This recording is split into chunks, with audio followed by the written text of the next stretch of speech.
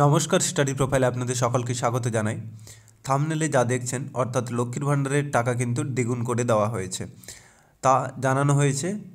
কালকের যে বাজেট ছিল, বাজেট বিবৃতি, সেই বাজেটে কিন্তু শ্রীমতী চন্দ্রিমা ভট্টাচার্য তিনি জানিয়েছেন যে লক্ষ্মীর ভাণ্ডারের টাকা কিন্তু ডবল করে দেওয়া হচ্ছে, অর্থাৎ যেটা আগে 500 দেওয়া হতো সেটা এখন 1000 টাকা করে সকলেই পাবেন। তাহলে আসুন দেখে নেওয়া যাক কালকের বাজেটে কি বলা হয়েছে লক্ষ্মীর ভাণ্ডার সম্পর্কে, কারা পাবে, কিভাবে পাবে এবং কবে থেকে এটা চালু হতে চলেছে, সেই সমস্ত ডিটেলস আপনারা এখানে পেয়ে যাবেন।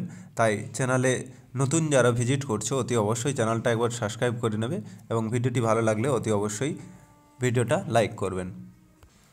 তো এখানে তোমরা দেখতেই পাচ্ছ বাজেটের 112 নম্বর পাতাতে তোমরা দেখতে পাচ্ছ সামাজিক সুরক্ষা এবং কর্মসংস্থান। এখানে বলা হয়েছে আমরা 2,11,00,000 মা বোনেদের ডিবিটির মাধ্যমে লক্ষ্মীর ভাণ্ডার প্রকল্পে আর্থিক সহায়তা দিচ্ছি।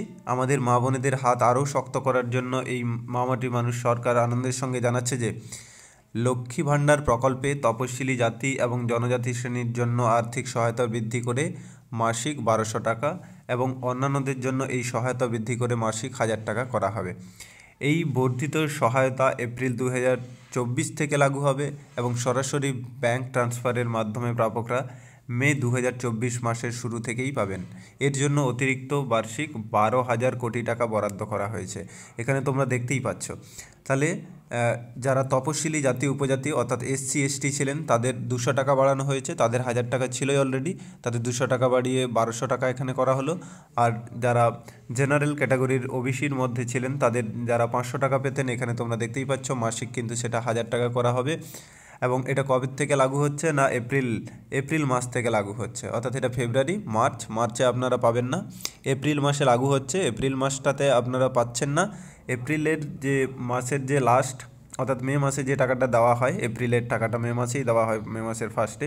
তো সেই মে থেকে আপনারা কিন্তু পেয়ে যাবেন, মে থেকে এই টাকাটা পাবেন। এর জন্য সামনের বছরে কিন্তু 12,000 কোটি টাকা বরাদ্দ করা হয়েছে এই লক্ষ্মীর ভাণ্ডারের জন্য। তার সাথে সাথে এখানে বলা হয়েছে 60 বছর বয়সী অতিক্রম করলেই লক্ষ্মীর ভাণ্ডারের প্রাপকেরা সোজাসুজি বার্ধক্য ভাতার আওতায় চলে আসবে এবং একই আর্থিক সহায়তা পেতে থাকবেন, অর্থাৎ এই 1000 টাকা করে আবার পেতে থাকবেন। এটা কিন্তু বলা হয়েছে গতকালকের বাজেটে। তার সাথে সাথে মৎস্যজীবীদের জন্য এখানে সমুদ্র সাথী প্রকল্পে দেখতেই পাচ্ছ তোমরা দেওয়া হয়েছে। হ্যাঁ, তো এটাই ছিল পশ্চিমবঙ্গ সরকারের যে বাজেট, সেই বাজেটের মূল চমক বলা যেতে পারে।